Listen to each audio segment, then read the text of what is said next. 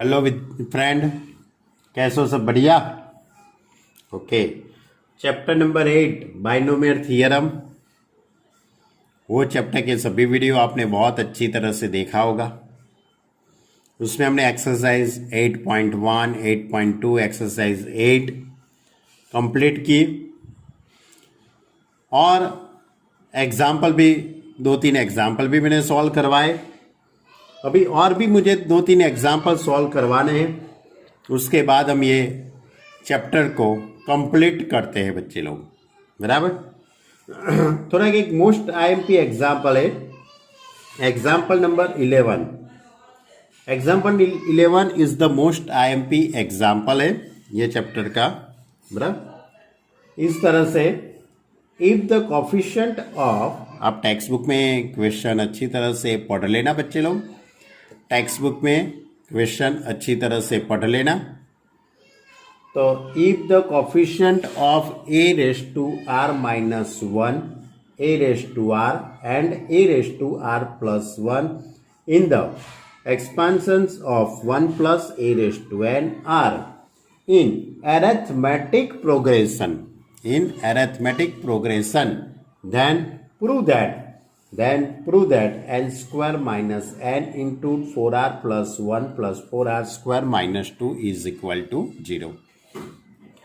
तो बच्चे लोग यहाँ पे जो आपका जो एक्सपेंशन है वो इस तरह से 1 plus a raise to n, okay.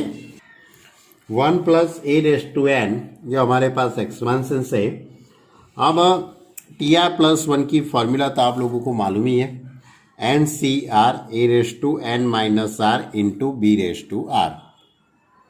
इसमें ये 1 है वो फर्स्ट, यानी कि ए इज अ 1 और बी की जगह पे ए, क्योंकि a plus b raise to n का फॉर्म है ना। तो T R plus 1 is equal to n C R.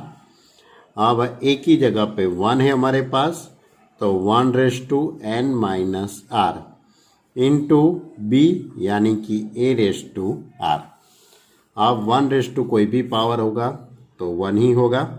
तो T R plus 1 is equal to n C r into a raise to are.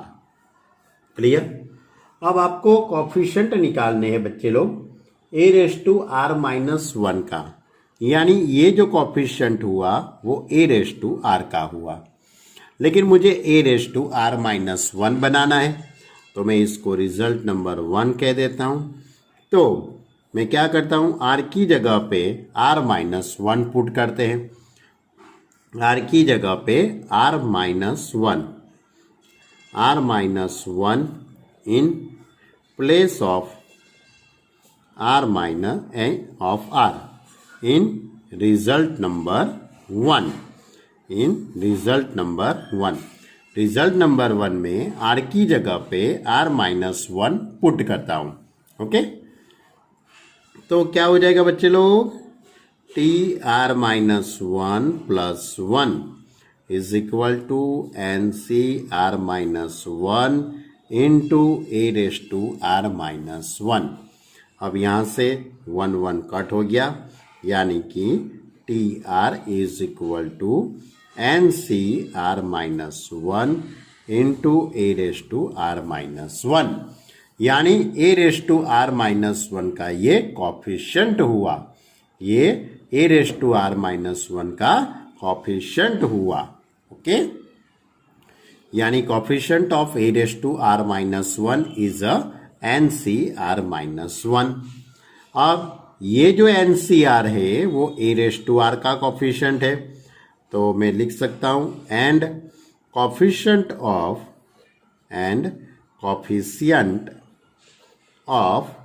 A raise to r is equal to n C R. अब दूसरा coefficient कौन सा निकालना है, a raise to r plus 1 का, यानी कि मुझे आर प्लस 1 बनाना है इधर। तो आर प्लस 1 बनाने के लिए मुझे क्या करना पड़ेगा, आर की जगह पे आर प्लस 1 पुट करूंगा। तो आर प्लस 1 मुझे पुट करना है, r plus 1 in place of, दो बार लिख दिया, place of r in result number 1। Result number 1 में आर की जगह पे आर प्लस 1 रख दिया, तो r plus 1 is equal to n C r plus 1 into a raised to r plus 1. Therefore, tr plus 2 is equal to ncr plus 1 into a raised to r plus 1. Okay, यानी a raised to r plus 1 का ये coefficient हो गया, यानी therefore coefficient of a raised to r plus 1 is equal to ncr plus 1। Clear? तो मैंने सभी का कोफिशिएंट निकाल लिया बच्चे लोग। a raised to r minus 1 का कोफिशिएंट आ गया ncr minus 1, a raised to r का coefficient ncr, a raised to r plus 1 का कोफिशिएंट ncr plus 1। ये तीन कोफिशिएंट है वो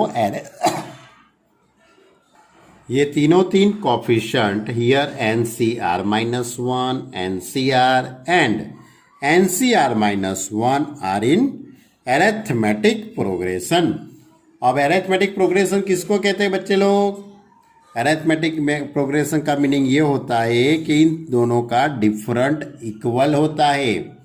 आप स्टैंडर्ड 10 के अंदर उसके बारे में थोड़ा स्टडी करके आए हो, शायद आपको याद होगा, ये फिर से आपको याद दिलाता हूँ बच्चे लोग, बराबर, कि जैसे कि आपके पास ऐसे कोई 2 नंबर है x, 3 नंबर है x, y, z, ये तीनों नंबर अरिथमेटिक प्रोग्रेशन में है, तो इसका मीनिंग ये होता है y minus x is equal to z minus y, y minus x is equal to z minus y, therefore 2y is equal to x plus z. ऐसा आप स्टडी करके आए हो ना, arithmetic progression AP. Arithmetic progression को आप क्या कहते थे? एपी कहते थे, याद करो, बराबर। तो वही अरिथमेटिक प्रोग्रेशन में यहाँ पे 3 टर्म है हमारे पास, कौन कौन से? NCR माइनस 1, NCR और NCR माइनस 1।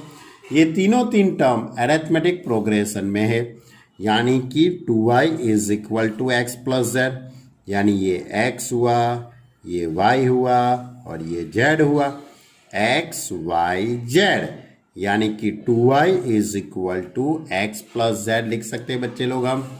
यानी मैं इस तरह से लिखूंगा 2 इंटू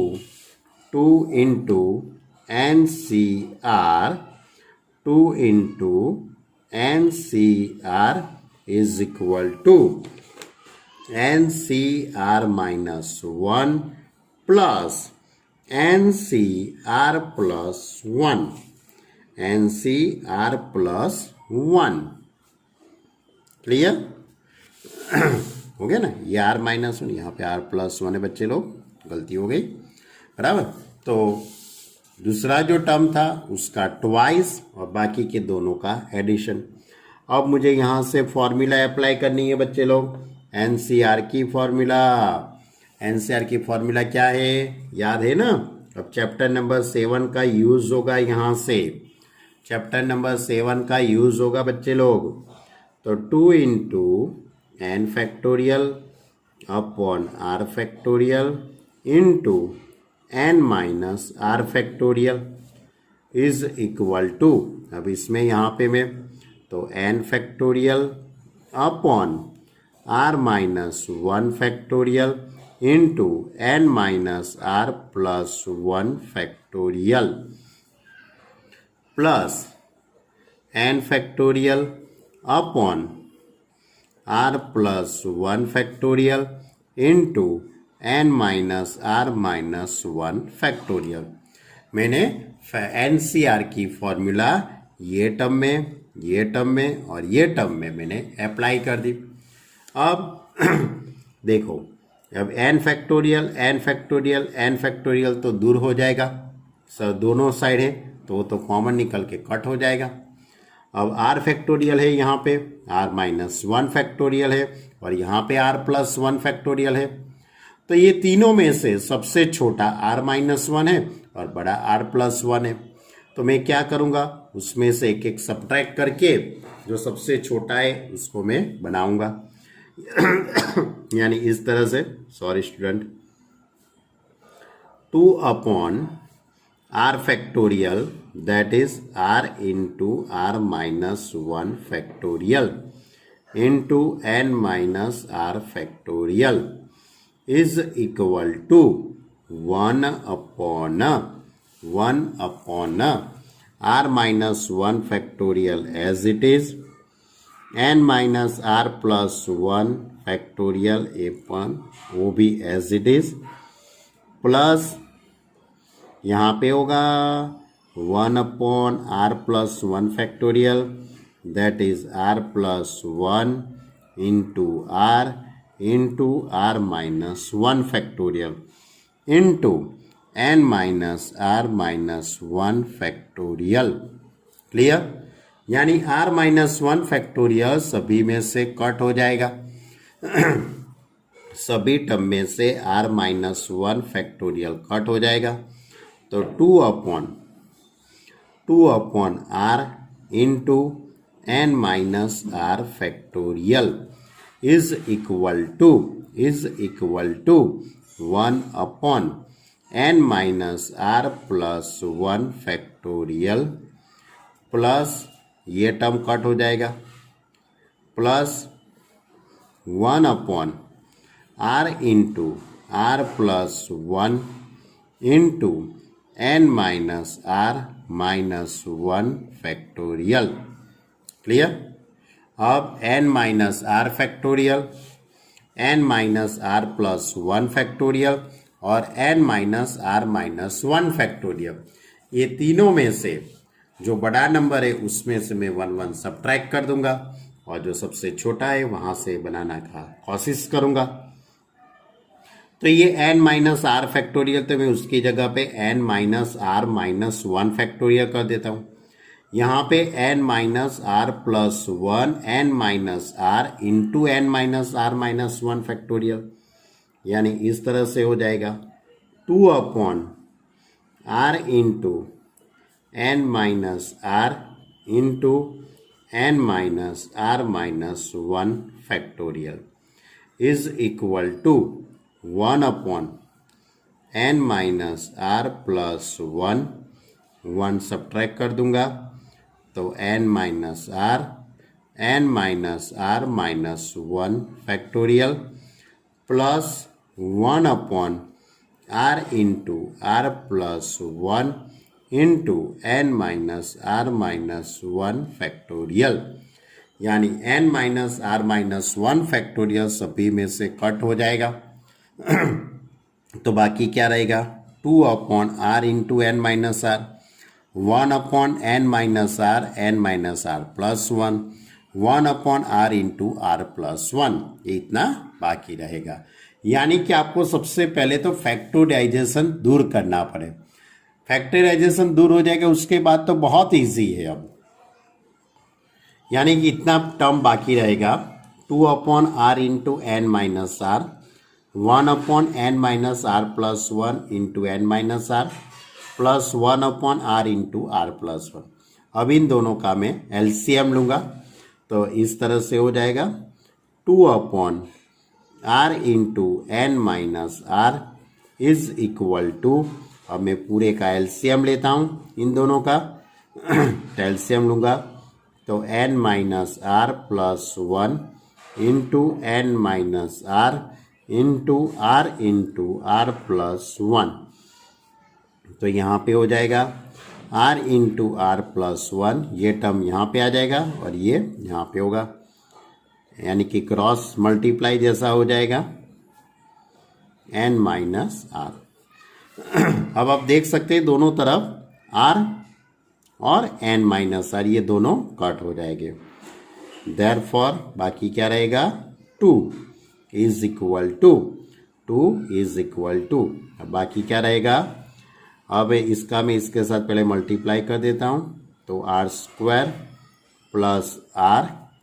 अब ये n का इसके साथ मल्टीप्लाई यानी n square minus n r. अब इसका इसके साथ multiply minus n r plus r square. अब ये 1 का multiply plus n minus r. अब ये दोनों कट हो जाएगा तो n minus r plus 1 into r plus 1 इतना बाकी रहेगा। अब ये पूरा टर्म सामने चला जाएगा और यहाँ से कुछ कट तो होना चाहिए बच्चे लोग। कुछ कट होता है, सिर्फ आर आर कट हुआ और कुछ कट नहीं होता है। कोई बात नहीं बच्चे लोग, हमको शांति से इसका सिंप्लीफाई देना है। ध्यान भटका तो दुर्घटना घटी, ध्यान रखना। सहज भी ध्यान भटका तो ये दुर्घटना घट सकती है आपके साथ। चलो ये सामने जाएगा, मैं इन दोनों का मल्टीप्लाई करके सामने ले जाता हूँ। तो n r plus n minus r square minus r plus 1 इन दोनों का मैंने मल्टीप्लाई कर दिया और 2 को मैंने सामने ले गया इज इक्वल टू। अब ऊपर क्या रहता है मेरे पास बच्चे लोग, एक आर स्क्वायर रहता है। अच्छा आर स्क्वायर 2 टाइम्स है, r square 2r square plus n square रहता है और minus n are minus 2nr हो जाता है और बस और तो कुछ कट प्लस n रह गया, बस और कुछ बाकी रहता नहीं है। अब यहाँ से r कट हो जाएगा बराबर। अब 2 का मैं अंदर मल्टीप्लाई कर देता हूँ, यानी इस तरह से हो जाएगा 2nr plus 2n minus 2r square plus 2 is equal to 2r square plus n square minus 2nr plus n। Okay, अब मैं सभी टर्म को मैं यहाँ पे सेट कर देता हूँ। अब देखो मैंने सभी टर्म को मैंने अरेंज कर दिया, यानी कि ये सभी टर्म मैंने इस साइड ले लेता हूँ। तो n स्क्वायर ये 2n ये माइनस 2n यानी माइनस 4n हो जाएगा। ये माइनस या प्लस 2n इस साइड आ जाएगा तो माइनस n। ये 2r स्क्वायर और ये 2 है 4r square minus 2 is equal to 0। Therefore n square, अब इसमें से n को कॉमन लेता हूँ मैं, n को कॉमन लेते हैं तो 4r plus 1 plus 4r square minus 2 is equal to 0। यानी कि आपको ये रिजल्ट पूरा प्रूव करने का था। आपको यहाँ तक पहुँचने के लिए ये सम की कम से कम आपको 5 टाइम्स प्रैक्टिस करनी पड़ेगी। 1 या 2 बार लिखेंगे तब तो मालूम पड़ेगा कि इसमें कुछ ऐसा हुआ, और तीसरी या चौथी बार लिखेंगे तो 80% आपको प्रूव होगा। और जब 5 टाइम्स प्रैक्टिस करेंगे तब आपके ये रिजल्ट तक पहुंच पाएंगे। ये रिजल्ट तक पहुंचना बहुत ही कठिन है। ओके स्टूडेंट, बहुत इजी सम था, वैसे बहुत इजी है। चलो अब आगे का एग्जाम्पल लेते हैं। Example number 12। So that the coefficient of the middle term in the expansion of 1 plus x raised to 2n is equal to the sum of coefficient of two middle term in the expansions 1 plus x raised to 2n minus 1। यानी कि आपको यहाँ पे 2 term दिए हैं। पहला जो term है वो 1 plus x raised to 2n का है। ये 1 plus x raised to 2n इसका आपको मिडल टर्म निकालना है। इसका क्या निकालना है आपको? Middle term. अब इसका मिडल टर्म कैसे निकलेगा? तो मिडल टर्म निकालने के लिए आपको पावर देखना पड़ेगा। तो 1 plus x raised to 2n, ये पावर 2n है, यानी कि इसका मतलब ये हुआ ये 2n is the odd number, sorry even. 2n is the even number है। तो इवन नंबर के अंदर जब पावर इवन होता है तो इसको एक ही मिडल टर्म होता है। तो 1 plus x raise to 2n has only one middle term. Okay, as यहाँ पे हम लिखेंगे therefore here 2n is a even number है। So the expansions of 1 plus x raised to 2n has one middle term। कितना middle term होगा उसको? एक ही मिडल टर्म होगा। दैट इज कौन सा मिडल टर्म होगा बच्चे लोग?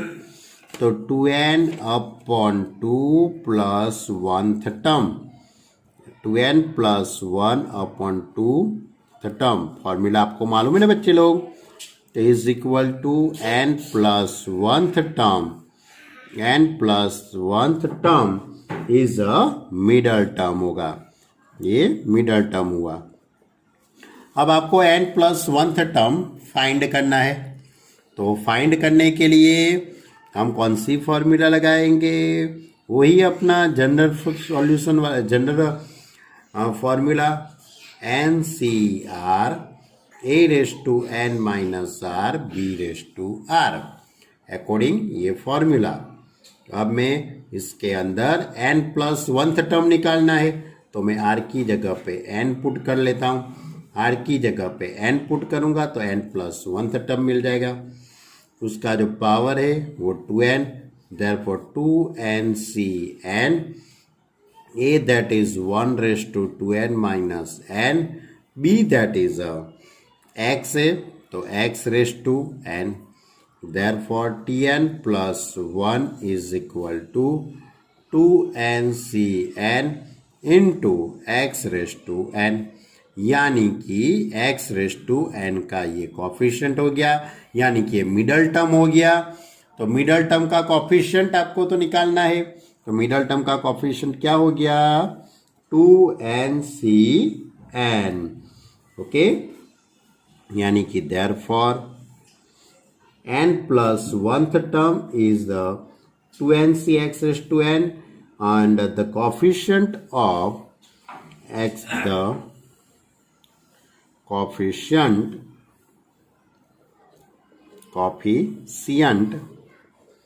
is कौन सा हुआ? 2nCn, बराबर। ये इसका कॉफिशिएंट हुआ। ये मैंने बात किसकी की?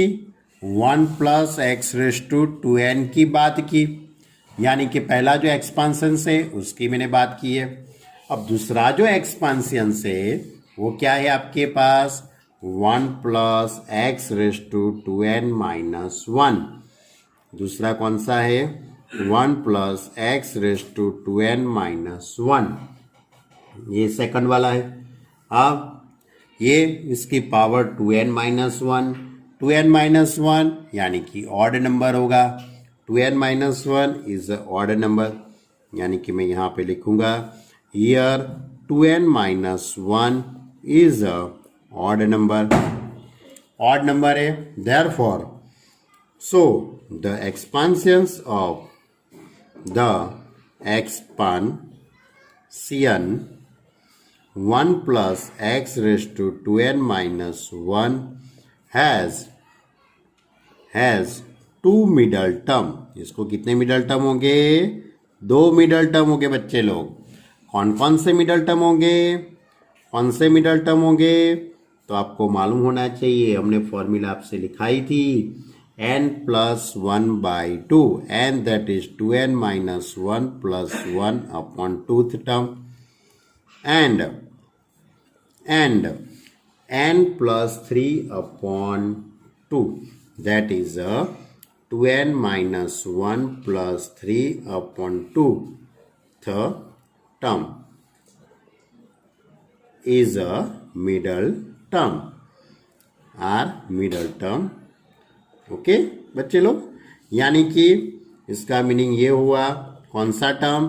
1 1 कट हो जाएगा, 2 2 भी कट हो जाएगा। nth टर्म कौन सा टर्म? nth टर्म, एंड यहाँ से 3 माइनस 1 2 कॉमन निकल जाएगा, तो n plus 1th term, n plus 1th term are middle term। Okay, ये मिडल टर्म हो गए। अब आपको ये दोनों टर्म आपको फाइंड करना है। तो जिस तरह से मैंने यहाँ पे n+1th टर्म फाइंड किया है, इसी तरह nth term and n+1th term find करना है। तो TR+1 की मैं फॉर्मूला यहाँ पे अप्लाई कर लेता हूँ। तो TR+1 is equal to NCR a⁻n−r into b⁻r। ये फॉर्मूला में मुझे nth टर्म फाइंड करना है। nth टर्म फाइंड करना है यानी कि मुझे r की जगह पे n-1 पुट करना पड़ेगा। r की जगह पे n-1 पावर n की जगह पे मुझे मिलेगा 2n-1 Cn-1। अब a दैट इज 1 है, तो 1/2n-1 minus n+1 into b that is x⁻n-1। अब 1 की तो कोई भी पावर होगी तो उसका आंसर तो 1 ही आता है। ओके, तो मैं इसके अकॉर्डिंग इसके आगे का स्टेप इस तरह से लिख सकता हूँ बच्चे लोग।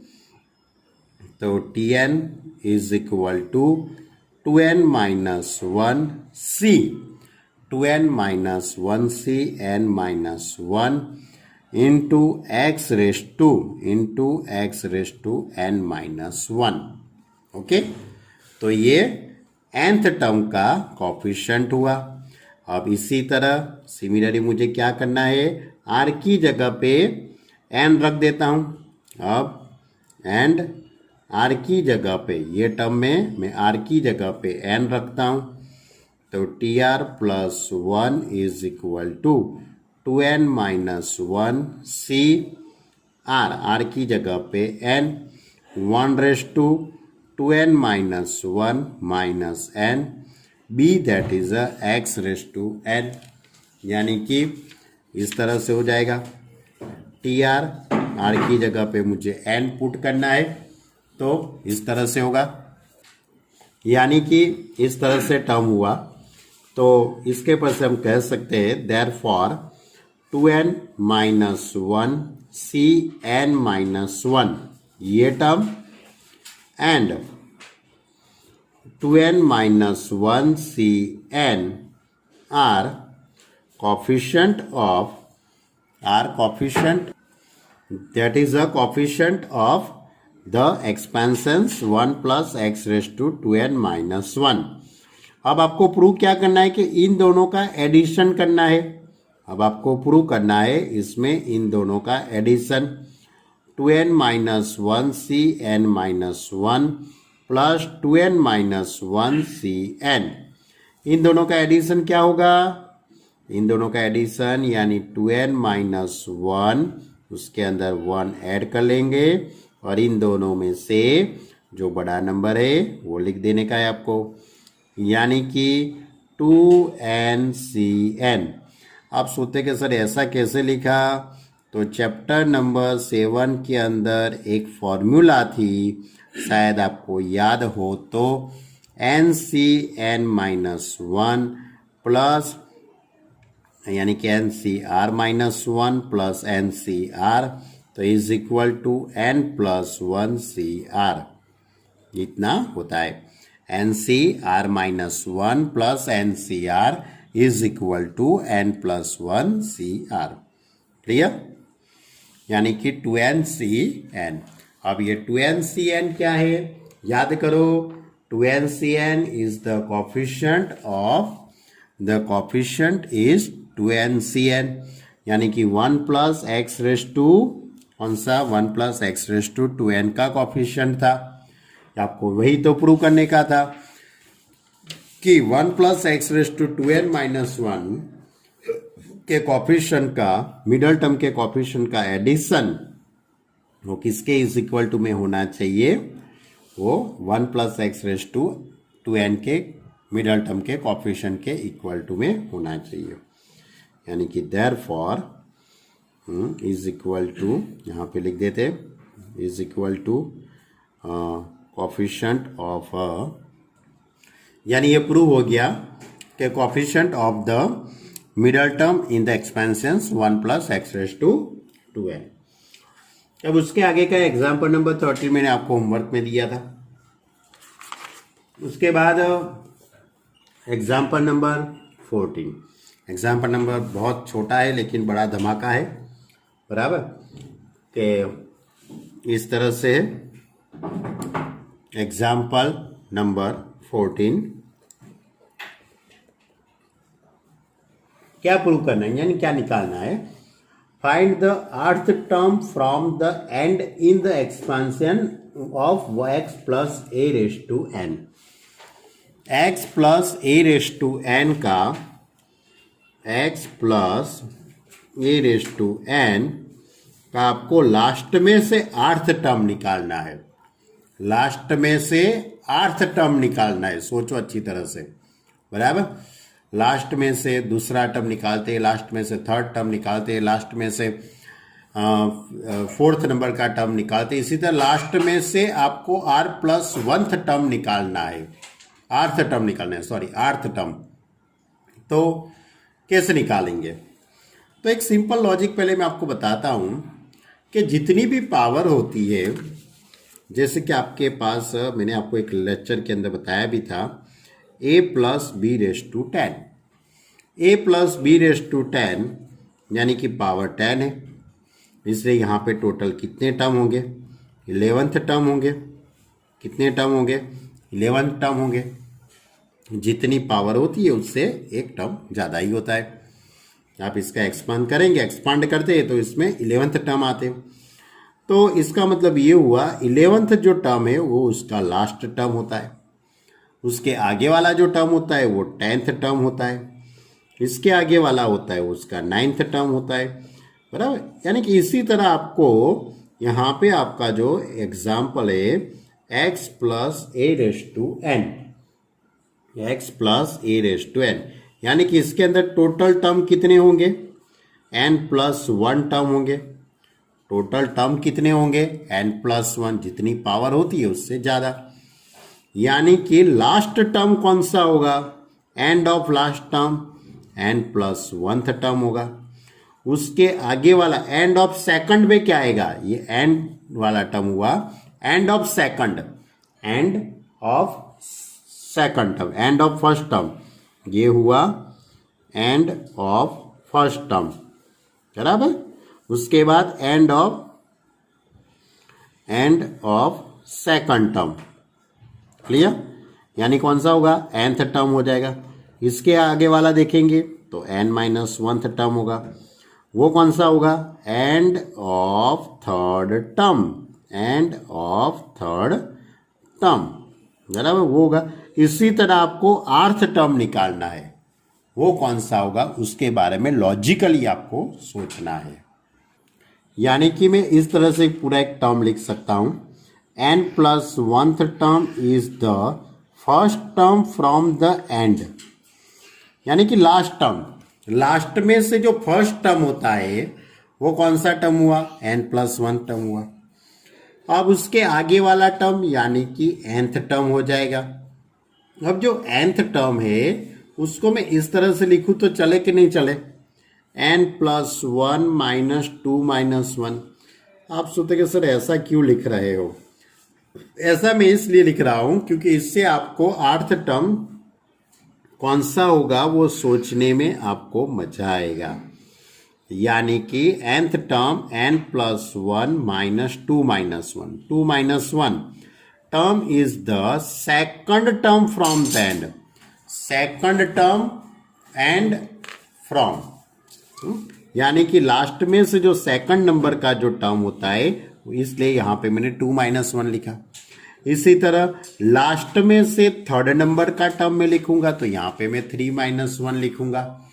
यानी कि इसका मैं सिंप्लीफाई दूंगा तो n माइनस 1 आ जाएगा, देख लो आप, 1 1, यानी कि ये 3 माइनस 1 2, यानी n प्लस 1 माइनस 2 यानी n माइनस 1, क्लियर? यानी कि मेरा कहने का मतलब ये है, लास्ट में से सेकंड नंबर का टर्म निकालना है तो आप यहाँ पे 2 माइनस 1 लिखते हो। लास्ट में से थर्ड टर्म निकालना है तो आप यहाँ पे 3 माइनस 1 लिखते हो। और n प्लस 1 तो लिखते ही हो, क्यों?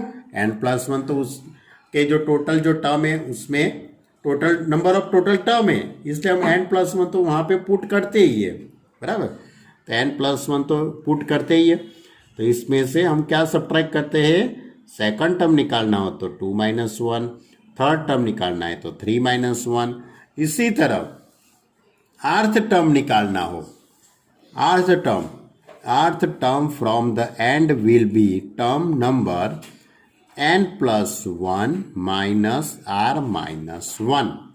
आर्थ टर्म निकालना है, इसलिए क्या लिखने का, r-1, यानी कि -r+1, यानी कि +1 + 1 + 2 n-r+2 ऑफ द x, यानी कि ये आपका कौन सा टर्म हुआ, आर्थ टर्म हुआ। ओके, अब आपको ये आर्थ टर्म आपको फाइंड करना है। अब आपके पास एक्सपेंशन कौन सा है, 1 + x raise to 1 plus x + a raise to n। अब मैं TR+1 की फॉर्मूला यहाँ पे अप्लाई करता हूँ, तो NCR a raise to n - r into b raise to r। तो यहाँ पे हो जाएगा TR+1 is equal to NCR a यानी कि x raise to n - r, b यानी a raise to r। Clear. अब में कौन सा टर्म निकालना है आपको, n - r+2 वाला टर्म निकालना है। तो मुझे r की जगह पे क्या पुट करना पड़ेगा, r की जगह पे n - r+1, r की जगह पे क्या पुट करूँगा, n - r+1 इस तरह से। तो NC n - r+1 into x raise to n - r की जगह पे -n - r-1 a raise to n - r+1। Therefore Tn - r+2 is equal to NC n - r+1 into n cut हो जाएगा। अब यहाँ पे ये n -n कट हो जाएगा, तो -r-1 क्या हो जाएगा, x रेज़ टू, यहाँ माइनस है तो ये प्लस हो जाएगा बच्चे लोग, तो x raise to r-1 into a raise to n - r+1। ये हमने टर्म कौन सा निकाला, लास्ट में से आर्थ टर्म हमने फाइंड किया। ओके, बहुत सोचने जैसा सम है, आपको ये अपनी तरह से भी लिखना हो तो लिख सकते हो, बराबर। ये लिखने के कोई मार्क नहीं होते, ये इसके मार्क होते, ये यहाँ से ये जो मैं लिखा है वही मोस्ट टाइम पे है, फर्स्ट करके लिखा है ना, आर्थ टर्म ऑफ एंड, बराबर, वो ये लिखना ही मोस्ट टाइम पे है। ओके, और उसके बाद आपको टर्म निकालना है। अब इसके आगे का एग्जाम्पल नंबर 15 वो तो कर लिया आपने, 16 आपको करना है बच्चे लोग। 16 बहुत ही इजी है, वो 16 नंबर का एग्जाम्पल आपको होमवर्क में करना है। अब मैं आपको चलाता हूँ एग्जाम्पल नंबर 17। एग्जाम्पल नंबर 17 इस तरह से है, if the coefficient of r minus 5th term and 2r minus 1th term in the expansions of 1 plus x raised to 34 are equal, find r। यानी कि 34 पावर है, यानी कि इस तरह से 1 plus x raised to 34। अब इसका कौन सा टर्म आपको निकालना है बच्चे लोग, r minus 5th term and 2r minus 1 निकाल लेते हैं।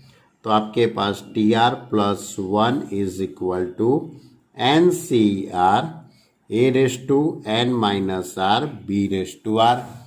ये फॉर्मूला के अंदर मैं वैल्यू पुट करता हूँ, तो TR+1 is equal to 34CR a that is 1, 34 minus r, b that is x raised to r।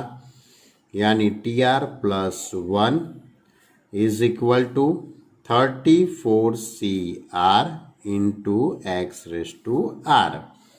अब आपको कौन सा टर्म निकालना है? R-5। तो मुझे क्या करना पड़ेगा? ये रिजल्ट नंबर 1 में R की जगह पे क्या पुट करूंगा? R-6। R-6 put R-6 in place of R, बराबर, इन रिजल्ट नंबर 1। तो क्या हो जाएगा? TR-6 plus 1 is equal to 34CR-6 into x raise to R-6, यानी कि TR-5 is equal to 34CR-6 into x raise to R-6।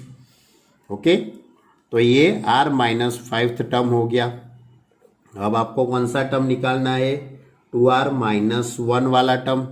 तो 2R-1 निकालने के लिए आप क्या करेंगे? R की जगह पे 2R-2, तो put 2R-2 in place of R in result number 1। Result number 1 में R की जगह पे 2R-2 पुट कर देता हूं। तो 2R-2 plus 1 is equal to 34C2R-2 into x raise to 2R-2। That is T of R-1 is equal to 34C2R-2 x raise to 2R-2। Clear? अब इन दोनों के कोफिशिएंट कैसे है? इक्वल है। दोनों के कोफिशिएंट इक्वल है, यानी 34CR-6 is equal to 34C2R-2। तो क्या हो जाएगा? इन दोनों का एडिशन करेंगे, R-6 plus 2R-2 is equal to 34। मालूम है ना, ये A और ये B हुआ। A plus B is equal to N, यानी कि 3R-8 is equal to 34। Therefore 3R is equal to 8 सामने जाएगा तो 42, यानी कि R is equal to 14। Clear? बहुत इजी क्वेश्चन था बच्चे लोग। तो यहाँ पे ये चैप्टर कंप्लीट होता है। यहाँ पे ये अपना चैप्टर ये कंप्लीट हुआ बच्चे लोग। अच्छी तरह से वीडियो देखना। यदि नहीं मालूम पड़ता है तो मुझे फ़ोन करके बताना, मैं आपको समझा दूंगा। ओके स्टूडेंट, तो नेक्स्ट वीडियो लेक्चर से हम चैप्टर नंबर 9 स्टार्ट करेंगे। आप अच्छी तरह से देखना। Okay student, bye.